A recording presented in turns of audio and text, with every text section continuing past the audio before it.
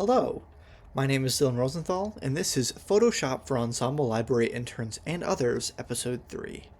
Today we're going to be talking about creating transposed parts in Photoshop and different techniques that we will use in this process. A couple notes that I'd like to say before starting this episode are as follows.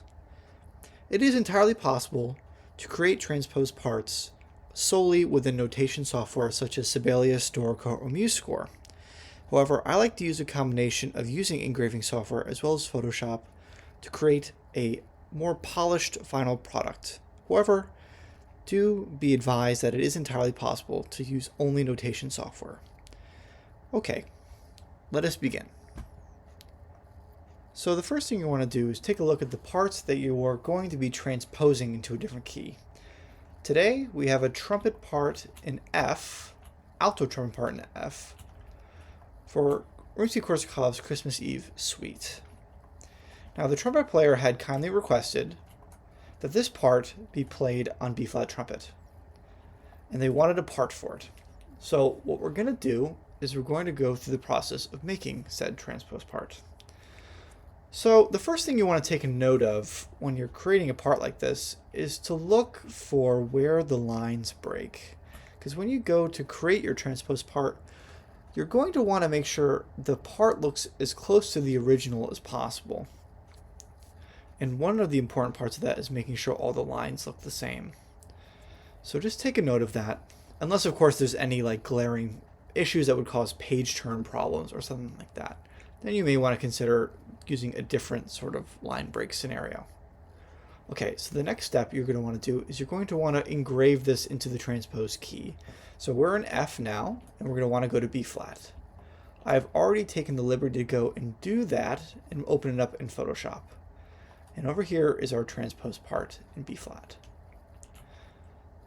So now, what you're going to want to do is you're going to take the material from the transposed part and you're going to bring it back into the original part, preserving as much of the original part as possible. So we're going to select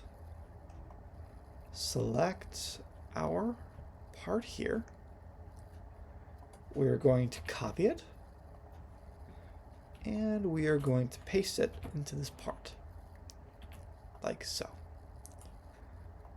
Making sure that it fits relatively well into the part, like so.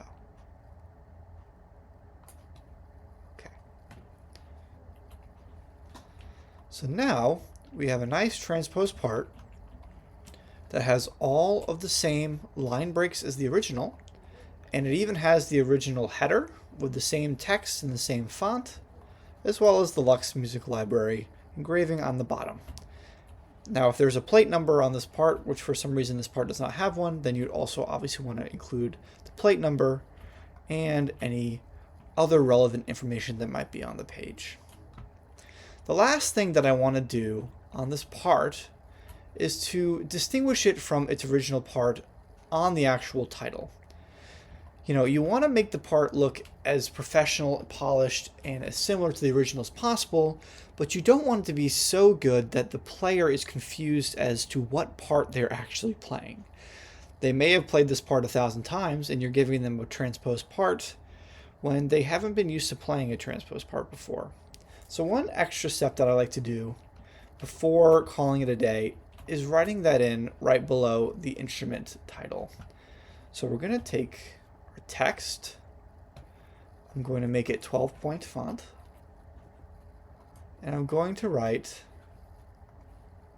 the following.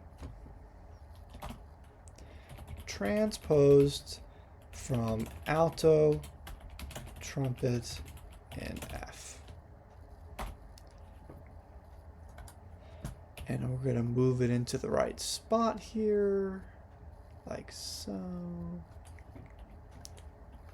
So now, when you look at the part, it looks very, very similar to the original, except of course the notes are different.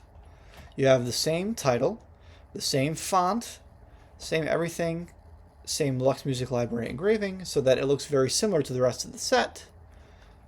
However, you still have a signifier saying, player be advised, this part has been created from the alto trumpet part in F. All right, this has been episode 3 of Photoshop for Ensemble Library Interns and Others. I hope you enjoyed, and I hope you have a great rest of your day.